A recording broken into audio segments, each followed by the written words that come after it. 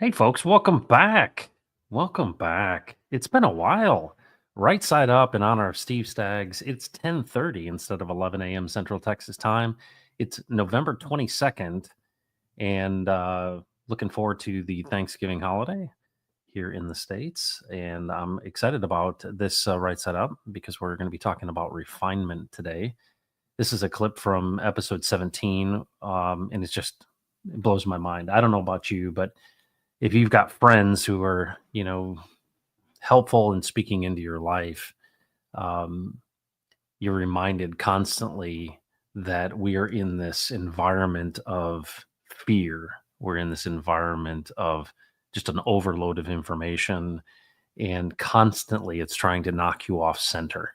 It's trying to um, get you out of the game. And when you start looking at things like the economy, right? The big Trump win and Gary Gensler's out at the SEC, you see all these things happening, and there's a lot of optimism. And of course, what does it do? It fuels this desire to say, "Hey, how do I get mine?" Right? And we've, at least on this channel and Crypto Heartbeat and all the things that we've done, we've looked forward to this, right? This excitement of what does it mean when regular people have an abundance? Well, I've learned a lot over the last 3 years, and a big portion of what I've learned has come from Steve.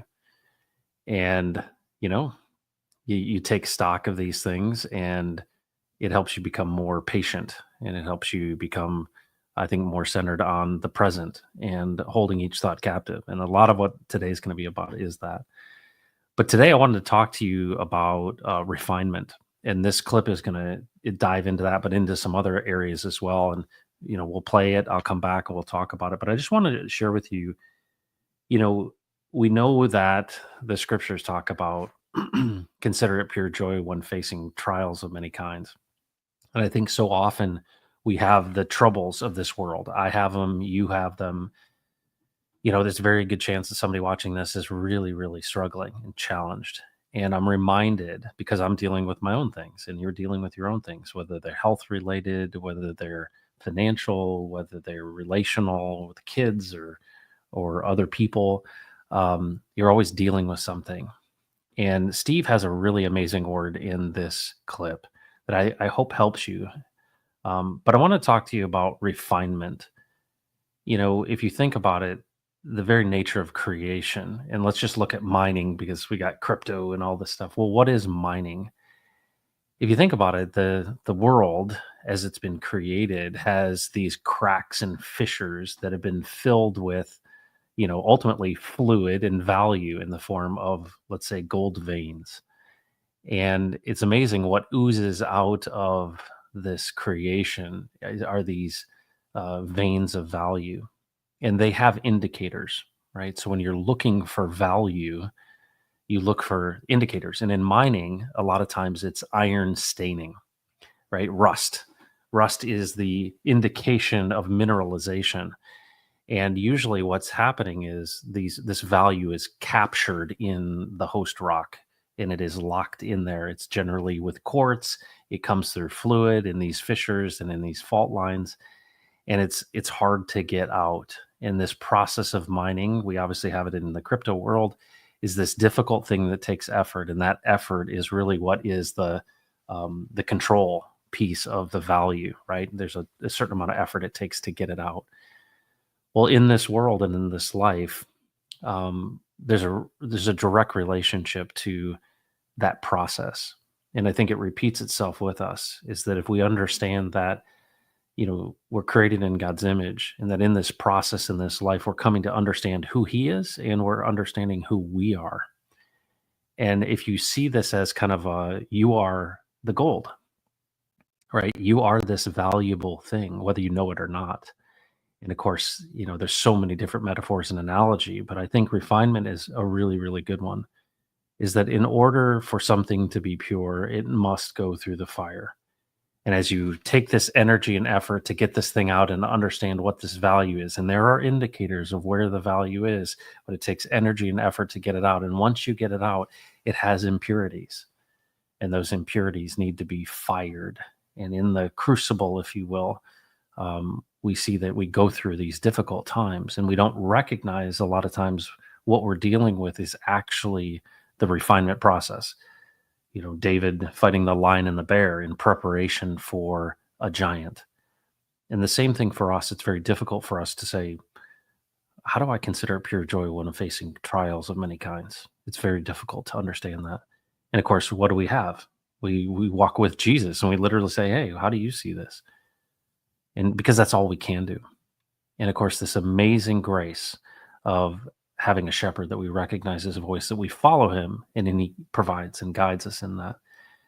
And so there's so much encouragement. And the reason that I do this, and we're on episode 76 of Right Side Up, is because it's a reminder to me, and hopefully it's a reminder to you, that there is one who created all of this and is sovereign over all of this, and that anything that may be knocking you off center of fear or difficulty, all we have is this moment with him, literally this moment, to hold these thoughts captive. And he says, I do not give as the world gives.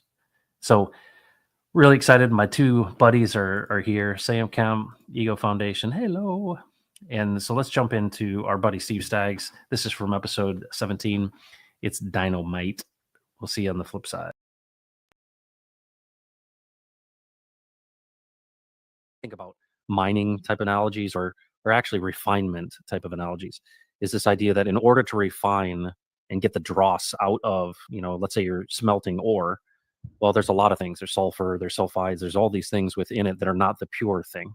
Yeah. And you think about, well, what do you do in order to smelt and refine? Well, you add heat.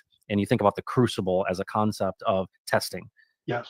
And, the litmus test, right? All of these things that are basically, and in some cases, I think we generally recognize that there's an adversary in this world. Yeah. And, to think that by the very nature of you assuming this authority and having this responsibility, that in some respects, as you seek to, you say and you intend, and then you act on this responsibility that you've been given authority over, you now have, well, of course, the adversary becomes pretty obvious, right? And it's almost like, yeah, the adversary is always there, and it becomes very strong, because you think about this, what is the adversary trying to do but to make you wander and to cause you to go off track? And, what's really fascinating is what you said about evil. It's hard, I think, for a lot of us to think. We think of evil as, hot, fiery, pitchfork, red spandex devil. Dastardly deeds. Yeah, dastardly. We don't think in terms of evil being selfish ambition. Yeah. Or like, I'm going to get mine. I'm going to get mine at all cost. And I'm not going to consider others in addition to myself. I need this. I want this, regardless of what impact it may have on others. And that's interesting, right? Because what's so amazing about this, as we talk about what we've been taught and what kind of is right side up in all of this, is that it's a form of godliness, but it denies the power of it. Meaning it's a form of the truth, but it's not the entire thing. And that deception seems to be a part of the MO of the darkness. Is that literally, I don't want you to understand actually how this is created, because if you did, you would have way more confidence in following the one who designed it all. Well, yeah. I mean, even Paul in that area that you're describing, when he's talking to Timothy, he uses the I'm going to say the word metaphor, not that he intended it this way, but the metaphor that we would understand today of the treadmill. When he said, always learning, but never coming to the knowledge of what is true. Yeah. And so there's this, we're on this treadmill, we're running like crazy, we're learning all kinds of stuff. Our intention is to come to the knowledge of the truth, of what is true. We just can't get there. And the reason is because the rules of darkness won't allow you to do that. It will give you that form. It will fight you tooth and nail to keep you from coming into the substance of it. And that's the simple nature of the conflict of evil. If you go back in and you look at, again, we move back and forth between talking about the spiritual dimension and then how it affects us in the material dimension, because in the kingdom of God, these things are not separated. They're only separated in the upside down world. And I don't mean that to be some kind of weird spiritualism. I'm just talking about the very simple element of spirit and material. They are two sides of the same coin, as we describe heaven and earth. They are joined together. That's why when Jesus was asked how to pray. He said, hey, listen, you pray that our Father's kingdom come and his will's done. Where? On the earth. In what manner? As in heaven. These things are not separated. There's not supposed to be any daylight between them.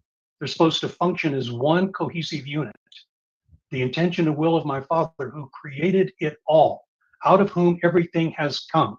The intention is for us to participate with him in the completion of his creation, which, by the way, will extend for eternity, because he is eternally creative. Wow. And we participate in that.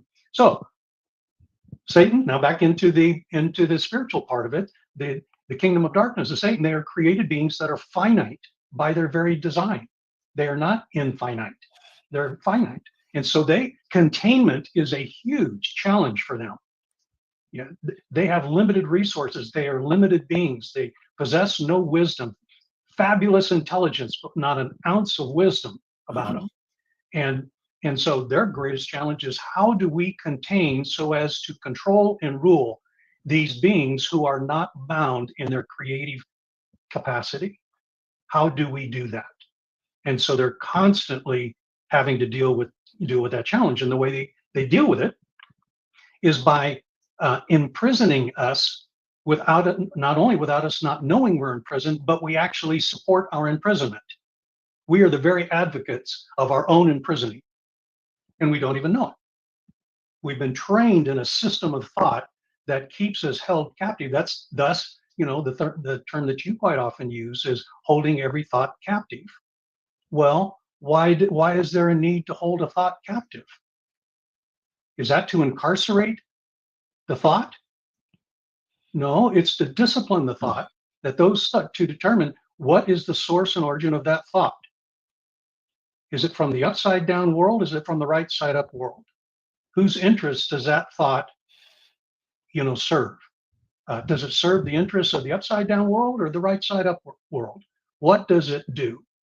And learning how to engage that kind of evaluation of thoughts and origins of thoughts at first can be pretty cumbersome, because you're doing it in the mechanical consciousness of your mind as you learn for the discipline to be established in you. But eventually, it's like breathing.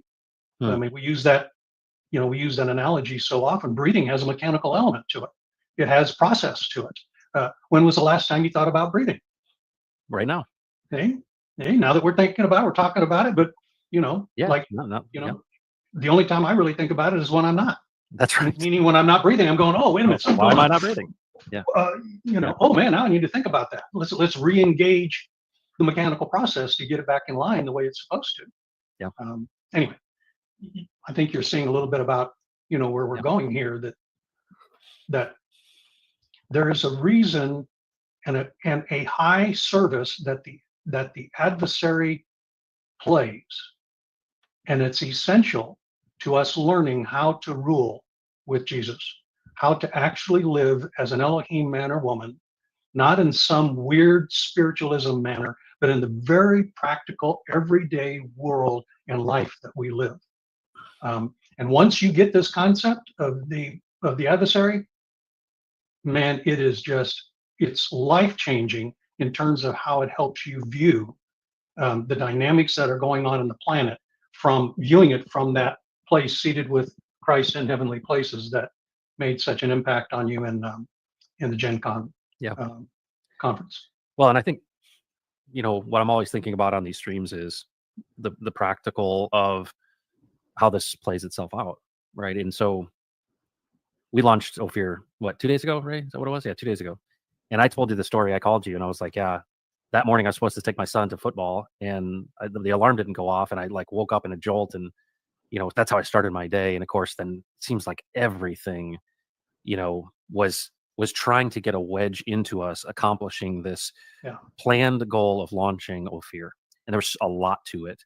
And of course, Ray had these things, I had these things, and there were so many things that all happened together. And one of the things that the practical nature of this is,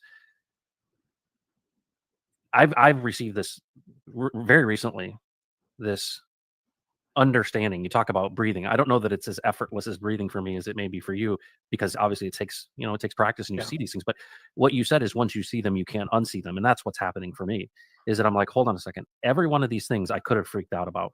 And Yes. in the past, I probably would have. And I think about that idea of being drawn off sides is that I recognize this fact. If I if I recognize the very structure and framework of creation, right? And you have to kind of think this way, because otherwise it kind of seems hokey, right? Because what we're not suggesting is some method. What we're saying is when you understand, okay, there's a hierarchy in the right side up world, right? Here's this father, right? And we have Jesus saying to Satan himself, man does not live on bread alone, but out of every word that comes out of the mouth of God. So, and he says, I don't do anything. The Father and I are one. So I only do what he tells me to do. And then, of course, we see Peter, James, and John, and hearing a voice say, "This is my son. Listen to him." Okay, so we've got this hierarchy. The one who created it all, his right, his authority of Jesus and the Father, and us as sons of God. So if you have to see yourself as an heir, as Yeah. adopted into the family, as someone who has been literally, you have this authority. And one of the things you said at the very beginning when we first started talking months and months and months ago was we've forgotten who we are. Yeah. And if you can hold this idea captive that who you are in him, and I think for those that are new to this and haven't been watching this, when we use this word Elohim, it seems so foreign. It might as well be any other word that you don't understand. But thinking in terms of, no, you are and have been given authority to rule and reign in his nature and character over this whole thing. Yeah. You have, in your limited space, been given responsibilities. You have a family, all of these things, but its framework works the same. And so Yes. I want to illustrate this point really well. I have a stewardship responsibility over my family. And I think about what is my intent with my family, Steve? Well, the very practical, moral, non kind of religious Christian view of this is I kind of would like peace in my home. I kind of like everybody to be on the same page. I'd like everyone to be safe. I don't really want bad things to happen. I want to make sure that, people get where they need to go on time and they're fed well and kids are healthy. And, I've got this general intention that I would, lead in a way um, that is, good, right? Yeah. Things kind of work. Well, now when I add this layer of the right side up world and I say, hold on a second, if you created me and you said you have this authority, but only in me, right? You are the branch to my vine and that you can do nothing without me. Then, okay, so you're the source of my ability to deal with all of this stuff. And so here's my intent with my family that I see in the natural is very practical. They're right here. That's obvious to me. But what I don't realize, and I think which is a big illustration of this, is that this adversary that we don't relate to, when you start seeing that this adversary can't directly harm you. And what I mean by that is it can pick at you, and that's the term you've been using that I think is Yeah. so great, is that the things that actually, when things are really difficult, Steve, like Mike Costello going, I got to go under the knife. When things are really serious, it's surprising the people around me are actually really, really stable. Yeah. It's when the things are actually picking and misunderstandings and not actually very important that they get overblown and it tumbles into this escalation thing that gets completely blown out of proportion. Yeah. But here's the interesting thing. I almost feel like you talked about the test as it relates to stewardship, right? This idea that the adversary becomes really obvious is that as you seek to follow, this is a challenge to the adversary. You're listening to the one who created you, formed you. You are ordering your life in a way that says, I am coming underneath your authority and you have given me authority over these things. If I'm correctly in alignment and I understand this role, I say, well, Jesus is alive and he speaks. All right, Lord, what do you have for me? What have I forgotten? And then you go, hold on a second. Now I'm seeing my tire being flat this morning, right? I went to 3 or 4 different places to try to pump it up. All of them were broken. These annoying things, we had challenges at home this morning. I come in, here we had somebody, a big whale in our community completely dump on Ophir without notice. And I'm thinking about like all of these attacks from all of these different locations and all of these challenges. And I stop and I go, all right, Lord, how do you see this? And you know what he says? Mm. What is amazing to me is he reminds me, well, no temptation has seized you except what is common to man. So if you have the ability to stand up underneath this, that in my strength, that these things are one, potential refinement of testing to see if your intention of stewardship is actually, if you're really committed to this on one hand, but on the other hand, to understand in contrast that it is minor compared to the purposes that I have called you to. And that Yeah. it's illustrated so much in this verse. Matthew 5:43. He wants me to get crazy upset about these little things. Yeah. Well, this person betrayed you. What are you going to do about that? and this person did these things to you, and you had a flat tire, and these things were a problem, and this didn't happen the way you thought it was going to happen. And I was reminded of Matthew 5:43. You've heard that it is said, love your neighbor and hate your enemy. But I tell you, love your enemies and pray for those who persecute you, that you may be children of your Father in heaven. So the very characteristic and nature of being one who is a son of God, who is an Elohim man, who is one who has authority to rule and to reign in his nature and character, then we literally are impervious in him to these things, whether they be, what the world would say is betrayal or difficulties or even health related things. You say, no, I may even walk through the valley of the shadow of death, and you're with me. And you think, well, what do we need right now in this time? Crypto going crazy, people not having enough resource, whatever it may be. And it's like, how do you, and this is really where I want you to like give some wisdom and insight to this, is he's clearly made those things to be minor and picking. And he will make, if you really need your attention on something, he's going to make it clear to you. A lot of people get completely overwhelmed by these things to the point where they are completely taken out of the game. How do you deal with this deep hole of depression and anxiety and difficulty and overreaction? And it almost feels like you're buried underneath it. Yeah. Yeah. There's a reason they say there are no atheists in the foxhole. Right. There's all kinds of variations of that concept. No atheists in a plane crash. Yeah. And I've actually been on airplanes that where people thought they were going to die. I mean, the turbulence was so severe that people were literally screaming out and praying and stuff like that. And I didn't hear a single person say, "What are you praying for? There ain't no God out there." No, they were doing the same thing. Yep. And the point of that is that there is something inherent in us that knows that we're involved in a game that's bigger than we are. The choice in that is, are we going to try to play that game by ourselves? Or are we going to try to learn how that game needs to be played? So and everybody gets a chance to be confronted with that choice. We talk about it with our kids, right? Things like, hey, the world doesn't revolve around you. Hey, well, why do we say that to our kids? Because our kids think that, well, first of all, their consciousness is only about themselves. So all they see is through their own perspective. And so for them, the entirety of creation is all about them. Well, as that continues, as you get older in life, they start tagging a name on it called a narcissist and, all these. And what do? You're trying to pull people out from this very narrow self-focus on things to the point where you're actually taking a step back and saying, okay, what is actually going on here? The reason why the powers of darkness pick at us is because they know that in major crisis, we bind together. Wow, that's big. So they pick at us because it's just an irritation to us that enlivens our emotions in the wrong kind of way that then can be used to inflame the environment. And it's incredibly effective. So eventually you learn, for anyone who's out there, eventually you learn how to step out of that and saying, okay, either I got to figure this out all by myself, or I've got to seek professional help, or gee whiz, maybe it might just be worthwhile asking the guy who actually built it and see what he has to say about it. Hey, what's going on there? Well, man, listen, let me tell you what, son, you wanted to be in the game, you're in the game. So you think you're just going to go about this stuff and you're going to do all these things. You're going to unlock global generosity. You're going to do all of these great things for all of these people that are going to help everybody. You're going to upset the system. You're going to talk about new economic order. And you think that's going to be a cake and you're just a walk in the park? Yeah.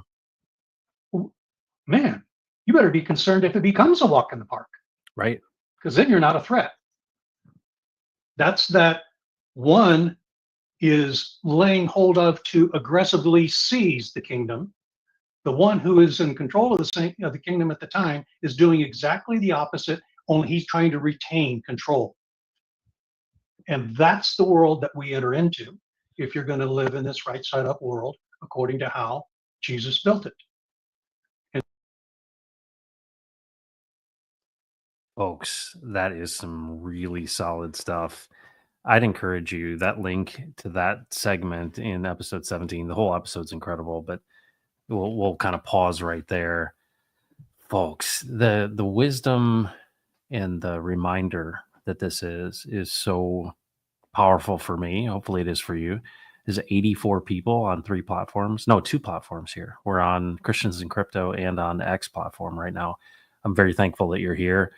Shout out to Mike.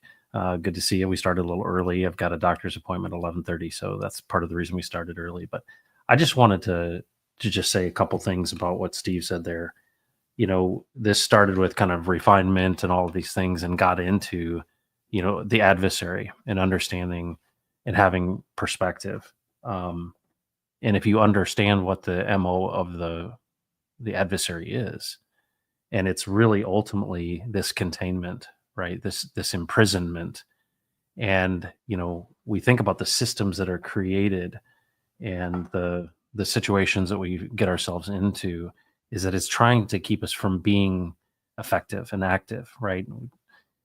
John 15 is all about the vine and the branches, right? This idea of being connected to. And if you think about a branch that's connected to the vine, well, that's where the fruit is. And the fruit is actually, it's drawing from the source. And what's the source? Well, that's into the ground, through the vine, into the branch.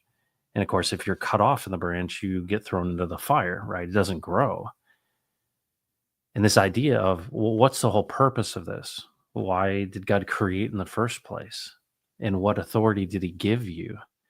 And of course, the adversary is trying to get you to focus on the things that are very, very um, small, right? They're not the things that have eternal consequence, and trying to inflame and ultimately take you out and contain you. Right. And I thought it's really fascinating that we are essentially advocating for our own imprisonment.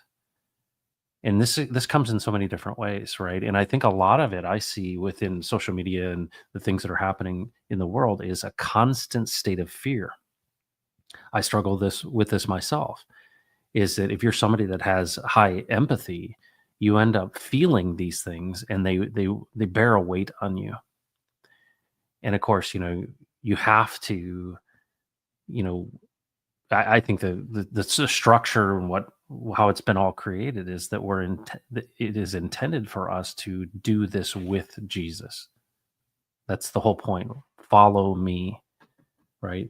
The shepherd, we recognize your voice. This is my son. Listen to him. Man does not live on bread alone, but out of every word that comes out of the mouth of God. Okay, so you're alive and you speak. How do you see this? You're seated with me in the heavenlies. Okay, so I want to have your divine perspective on this situation. Well, if I know that the adversary doesn't have this authority, wants to get it from me. I mean, look at Cain and Abel, right? Cain slays his brother, and God speaks to him, right? He's murdered his brother.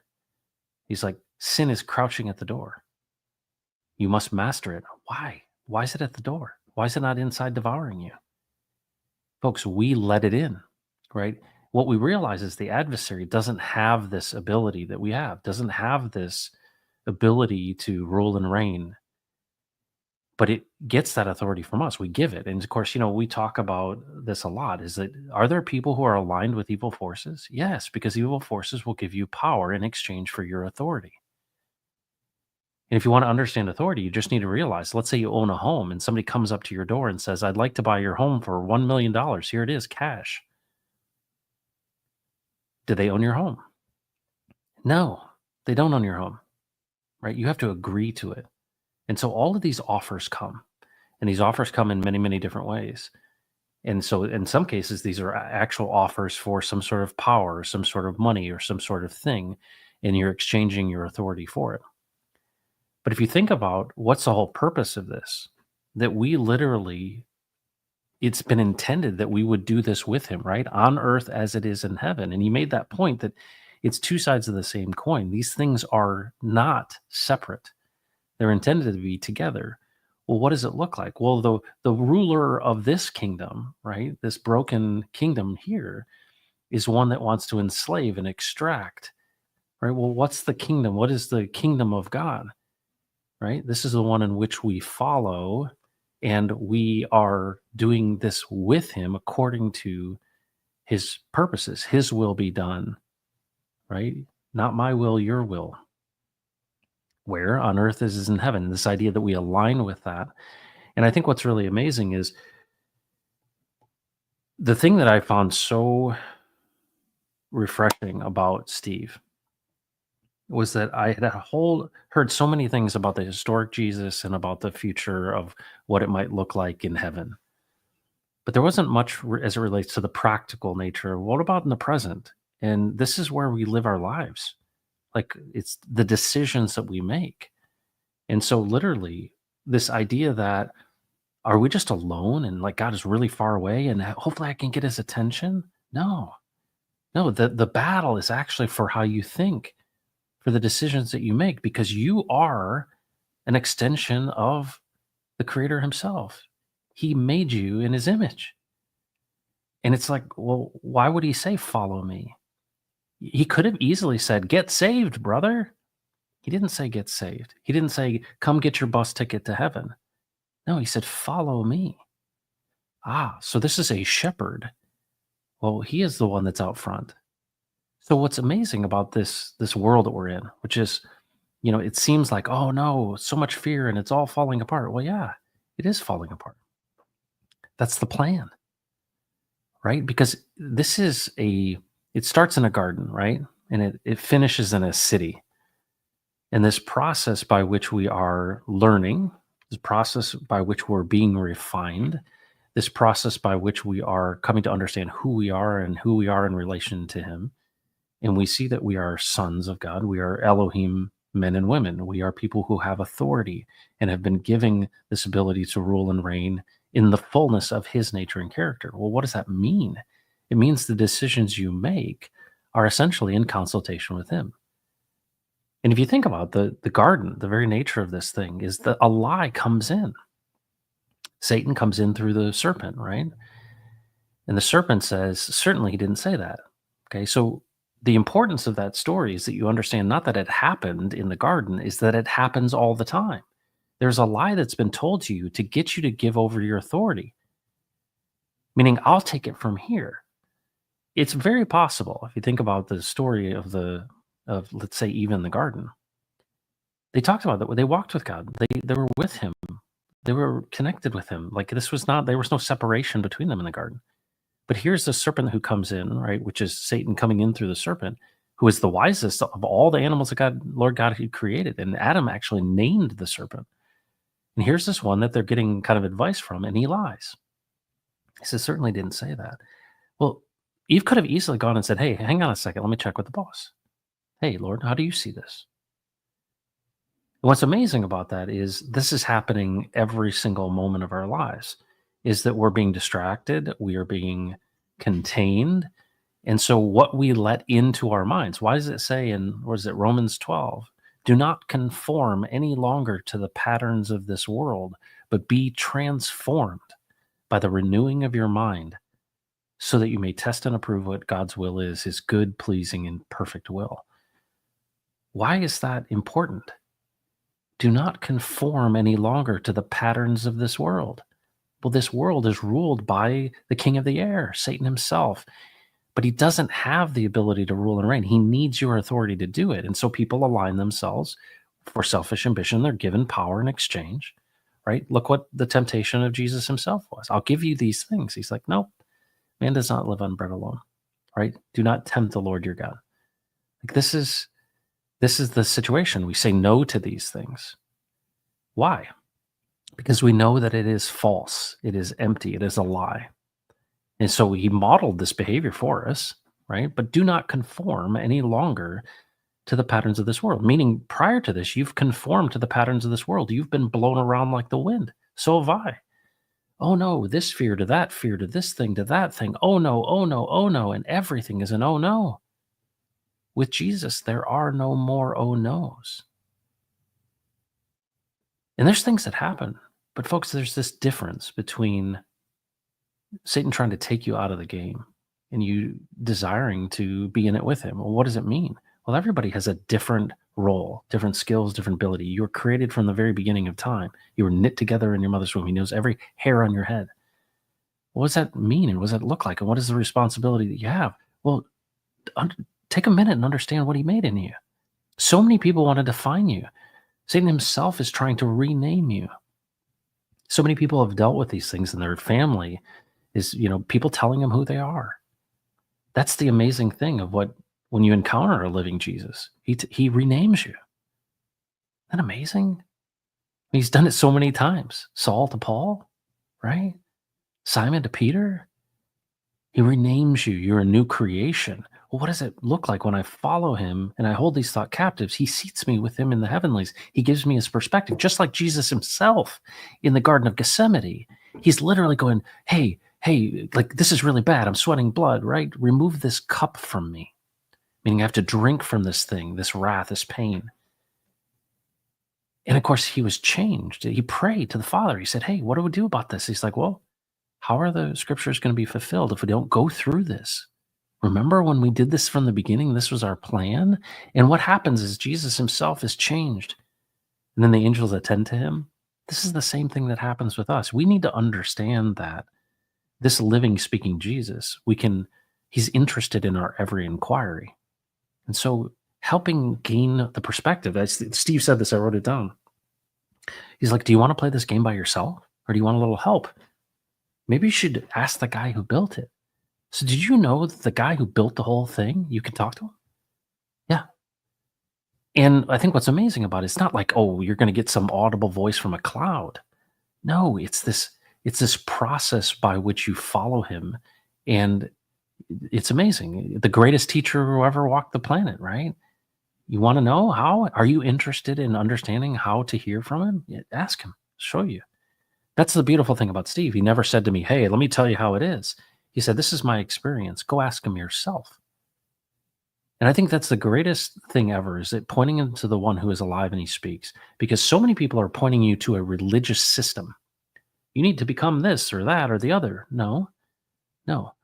This idea of coming to Jesus is something you do yourself. You're interested in it. It's not a system. It's not a belief system. It's a person. And all Steve said was, hey, this is the experience. I asked him how it was made and how he did it. And he revealed these things to me and I practiced them. And what has been the result of that? This amazing fruit in his life. One of the most patient people I ever met, and one who just took so much time to build into me and to say, hey, understand how this thing works. And I'm going to tell you, I've asked and tested, and I'm going to tell you what, this is it. Jesus is alive and he speaks. And the whole intention of the creation is that we would do it with him. And we see indications of this idea of with Jesus so many times. Steve said to me one time, I thought it was really funny. He said, why did the Ark of the Covenant not fly? I was like, it's amazing, right? It shot like fire out of it or lightning bolts or people touched it and they died. It parted the Red Sea or whatever. It's like all of these things that the Ark of the Covenant did. People got tumors and all this kind of speculation about what the Ark and the power of the Ark was. He goes, why didn't it fly? Why did they have to carry it? And it's such a picture of what we do with God. And of course, the importance of doing it with him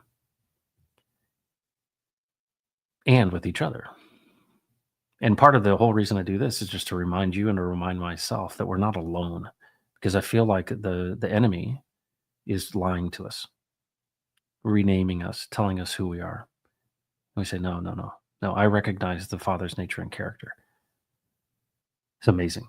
So I'm really, really thankful for that. But I would be remiss if I did not share this story with you, because it's the picture of everything and it means so much to me. And it's the story of the prodigal son, because I find myself in this story so often. And it's about a boy who says to his father, I want my inheritance now. And can you imagine going to your father and saying, hey, I want my money now. You're not dead yet. Basically, you're saying, I wish you were dead. And he's like, hey, what? I want it now. It's like, and the father to think ahead and to know this stuff, to know exactly what's going on, to say, okay, here you go. Gives him his inheritance. And what does he do? He goes off on his own. He goes off on his own. Sound familiar? and he takes the resource and he squanders it in wild living. And of course, he runs out of money. He just blows it in Vegas, right? And he gets a job because he needs to eat, and he's feeding the pigs. And he's like literally, the slop of the pigs. And he thinks of his father's house, and he thinks back to his father's house, right? He has gone away. He's gone on his own. He says, I got it from here, old man. I'll take care of this. I got this. Give me my money. Give me my money. And then what ends up happening? He sits there and he goes, even the servants in my father's house eat better than this. Like, I wonder if I went back. I wonder if I went back to my father's house, he would treat me as a servant. Maybe he'll let me be one of his slaves or his servants. So obviously he decides to go back. What does he recognize in that moment when he decides to go back? He's like, well, I wonder if he'll let me be one of his slaves. That was his intent, right? He thought, I'll be lower than I was before, but maybe he'll accept me back into his house as a slave. But he recognizes the nature and character of the father and what the father has and what the father's home is, the father's house. And so as he walks, comes back, his father sees him from far off and he runs out to greet him, which is amazing in and of itself, right? That act of forgiveness to come out to greet him. And what does he do? He's so humbled that his father would come out, right? I'm sure he's probably crying. And he says, Father, I have sinned against you and against God. And he says, my son, he was dead and now he is alive. Wow. And what does he do? Puts a robe on him, right? Kisses his neck, puts a ring on his finger, kills a fattened calf. They have a party, right? My son, he was dead and now he is alive. When we come to the Father and we recognize his nature and character and we return to him, what ends up happening is we find that in that is life and protection, blessing and purpose.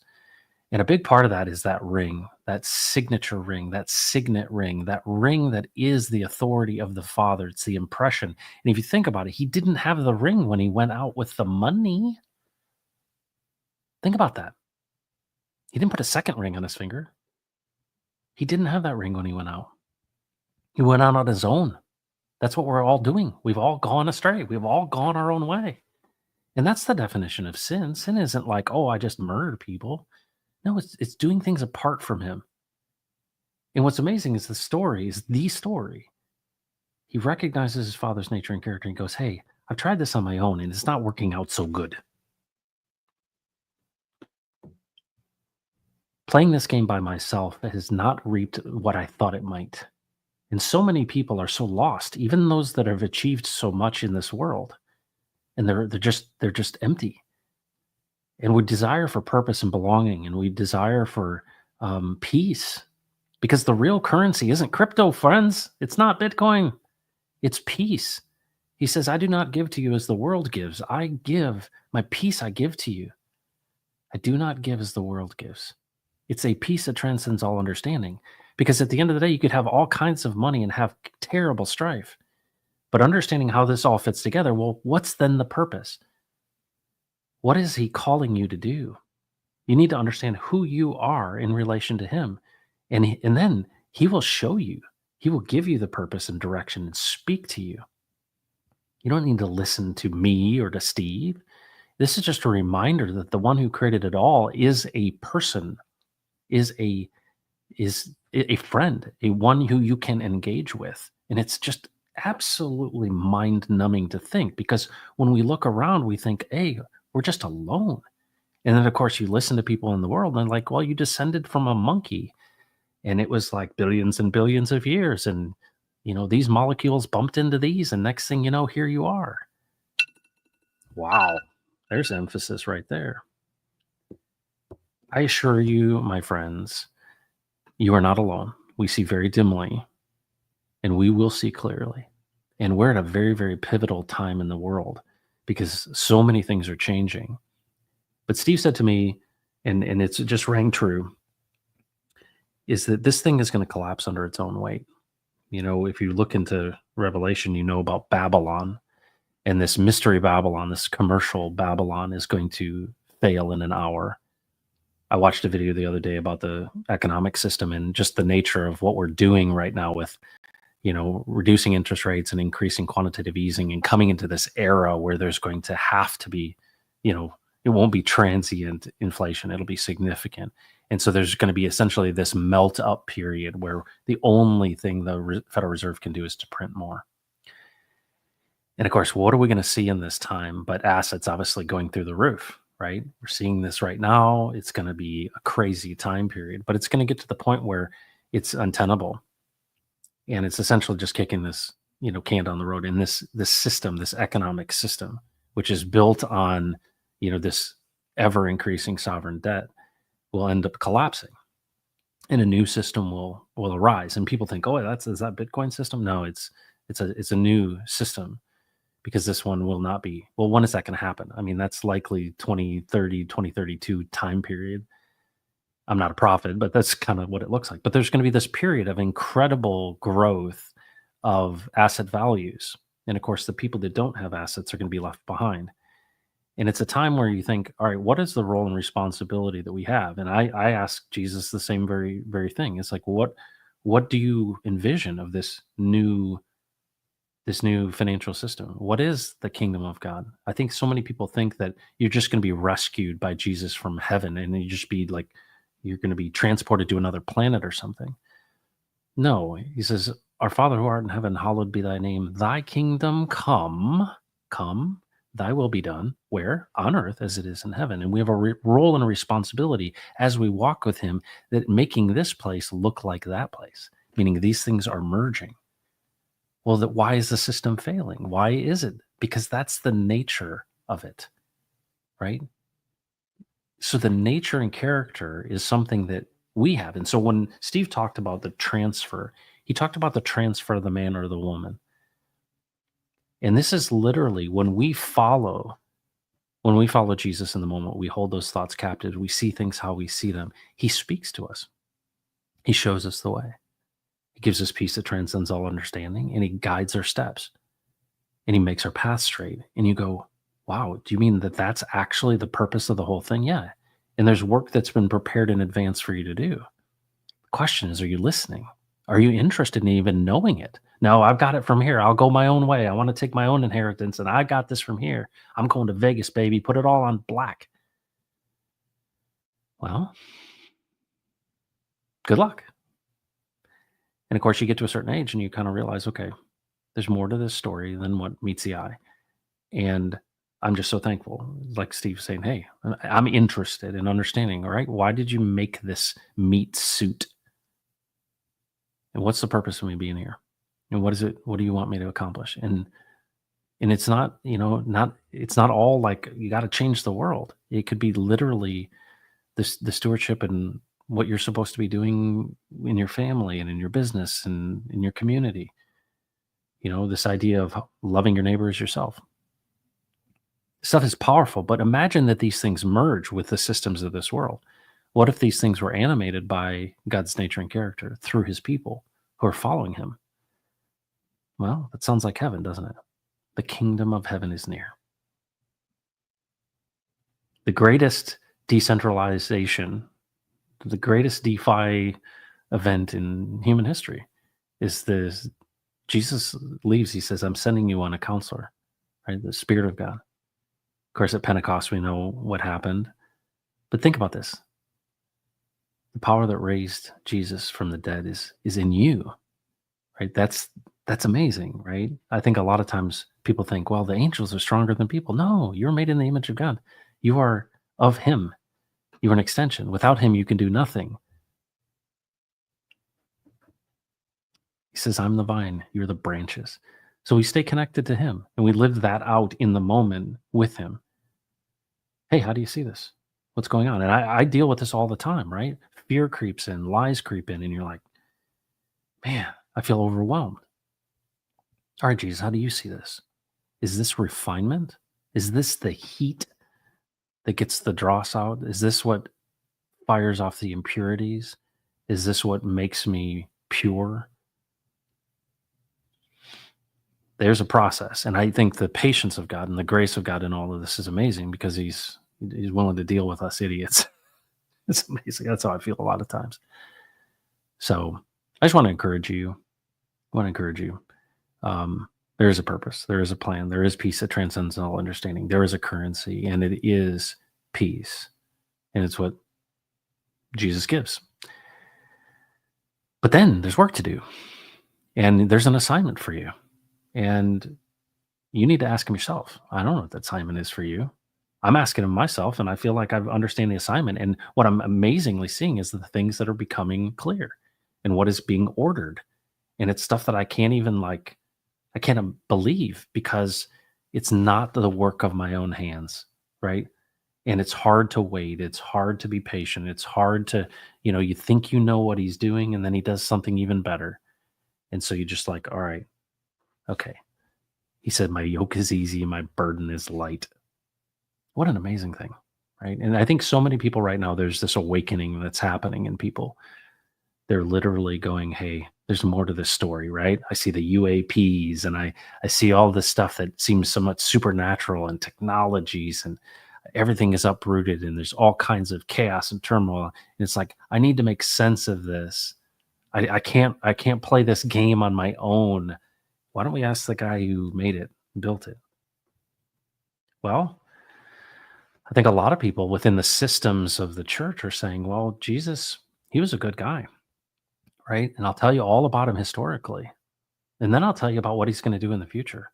But there's not a whole lot of stuff in the present.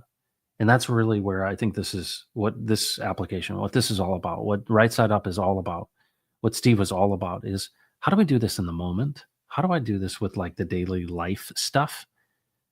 Because if I can convince you that Jesus is dead, I can contain you and take you out of the game. And that's what the battle is for. The battle is for how you think. So, who are you going to think with? By yourself, on your own, or with the one who is alive and he speaks?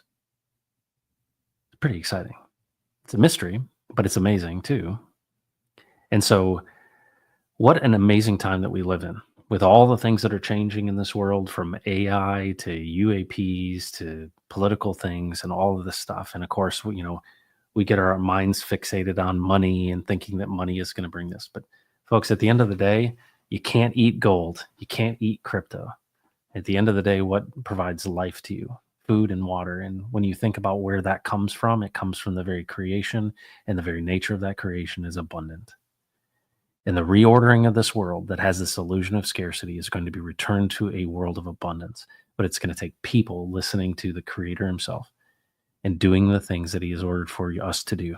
And we do that in consideration of one another in community. And that's why I'm so excited about what this whole crypto DeFi thing means.